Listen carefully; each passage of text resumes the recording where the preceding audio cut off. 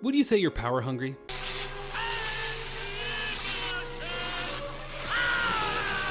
Are you willing to sacrifice to get the job done?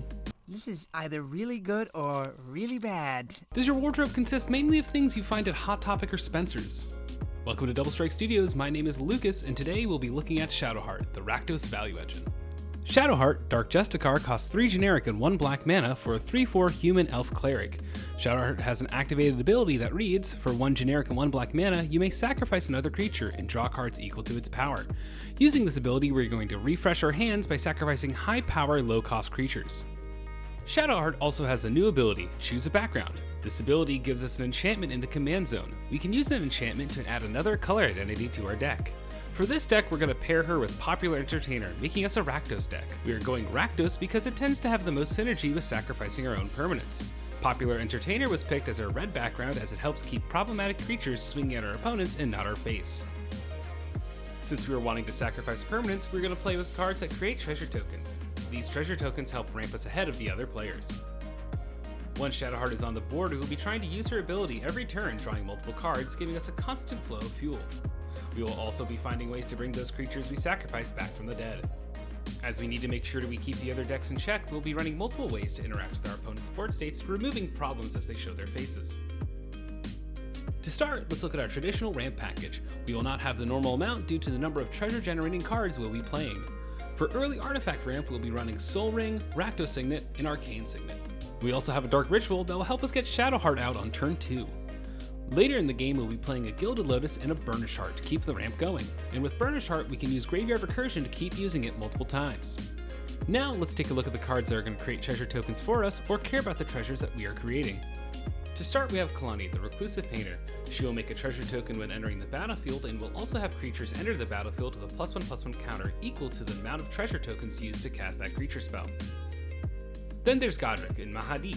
Both will be checking to see how many creatures die during our turn and make that many treasure tokens. Oh, and we also have Zorn, adding 1 more treasure into the mix. Professional Facebreaker and Grim Hireling will be looking to see if we're smacking our opponents in the face, and if we're doing so, they'll be giving us treasure tokens. We also have a Fable the Mirror Breaker, who will make a Goblin token that creates a treasure token whenever it attacks, and then later turn it turns into a reflection of Kiki-Jiki, letting us make copies of other creatures for just 1 mana. If other opponents are also in the treasure train, we have Horde Hauler, a vehicle that will create treasure tokens equal to the number of artifacts an opponent controls. To round off our treasure creation, we have Atsushi, the Blazing Sky, Ancient Copper Dragon, and Rain of Riches. With Rain of Riches, we get to cast an additional spell when using a treasure token. Atsushi will have no problem being sacrificed to draw 4 cards and making 3 treasure tokens, where Ancient Copper Dragon lets us test our luck by rolling a d20. Like, how hard can that be? Now that we're making these treasure tokens, let's see how we can put them to good use. Atog will look to consume the treasure tokens we're making. Jirai will grow into a huge threat over time as he continues to see us sacrifice treasure tokens. And when we do finally sacrifice him for card draw, we get to do some targeted damage as well. Academy Manufacturer is going to add to our artifact count, as whenever we make a treasure token, we'll be making a food include token as well. Reckless Fireweaver and Ingenious Artillerist will do damage to each opponent whenever an artifact enters the battlefield, where Mayhem Double will ping away anytime something gets sacrificed. And once those treasure tokens start hitting the graveyard, Marionette Master will quickly drain our opponent's life totals. With Shadowheart, we want to pick creatures that have a low mana value but are high in power, or they provide a benefit when they die. Hangerback Walker and Krinko the Tin Street Kingpin start this list as we can get them out early and they provide a small army of 1/1s the longer they stick on the board. Carrion Feeder, once fed, can be sacrificed for an absurd number of cards. Once a creature dies, we can flash in Grim Wanderer for a cheap 5-power creature. Lightning Skullmancer can be used to punish an opponent with no blockers, then provide even more fuel to the draw engine. Cruxa is a very strong creature in this deck as we can sacrifice this to Shadowheart's ability before its own self-sacrifice trigger goes on the stack. This lets us draw 6 cards and still gets it to enter the battlefield effect. Both Phyrexian Soul Gorger and Rotting Regisaur will quickly be sacrificed for cards without needing to worry about their negative upkeep triggers. Shakedown Heavy on its own can be used as a slow card advantage till we cash it in for 6 cards later on. We have an Anger to give our board haste once he finds his home in the graveyard. Finally, we have Kukush, the Evening Star. This dragon will drain all our opponents when it dies and pad out our life total. With us sending our own creatures to the graveyard, we want to add some ways to get them back so we can use them as fuel once again.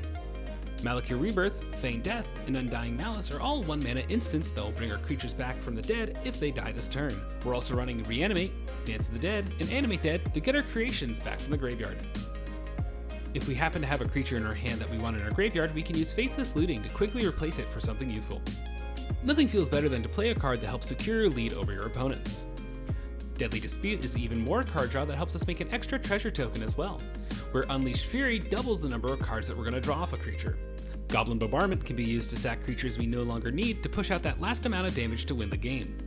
Delina, Wild Mage, lets us make copies of creatures we already control, so we can go ahead and sacrifice the copy and keep the original for another time. For value Planeswalkers, we have Zariel, Archduke of Avernus, and Loth, Spider Queen. If either of these Planeswalkers are left on the field, their ultimates can help us secure the win. Our final extra value card is Mirror March. With just a simple flip of a coin, we can go from having a single creature entering the battlefield to multiple copies. No deck would be complete without ways to interact with our opponents. We start with Lightning Bolt, a classic instant that removes those problematic 3 toughness creatures. A Braid can also remove those creatures, but has the added benefit of being able to remove an artifact as well. With Dismember, we can easily pay 1 mana and 4 life to quickly remove a tougher problem off the board. Infernal Grasp and Terminate are both unconditional creature removals at instant speed. We're also on Feed the Swarm. It may be sorcery speed, but also lets us remove an enchantment if needed. Cut's Ribbon starts as a removal spell, but later can be used to close out the game. No deck should go without some graveyard hate, so we have Rakdos Charm, Soul Guide Lantern, and Hidetsu Consumes All. These cards have the benefit of flexibility, not locking them into only hating out graveyards. Is there a permanent problem that's getting on your nerves? Why not try your luck with a Chaos Warp? It can't possibly get worse. We got 3 board wipes of increasing damage in Pyroclasm, Sweltering Suns, and Blasphemous Act. We're also on the Meat Hook Massacre to not only clear a bad board, but to leave an enchantment that will slowly increase the gap between us and our opponent. The final piece of interaction is Cardu Doomscourge. Using his Enter the Battlefield effect, we're going to force our opponents to make bad attacks, but more importantly, it's going to keep creatures swinging away from our fragile face. Shadowheart is an easy to underestimate commander because at first glances we're only going to draw cards. The table will quickly find themselves drowning as we use this value engine to get ahead and stay ahead for the rest of the game. My name is Lucas, and remember, always ask permission before touching another player's cards. Like, I don't understand how you guys get such sticky hands. Like, it just makes no sense. Like, are you spilling the Coca-Cola all over your hands? Like, what's happening?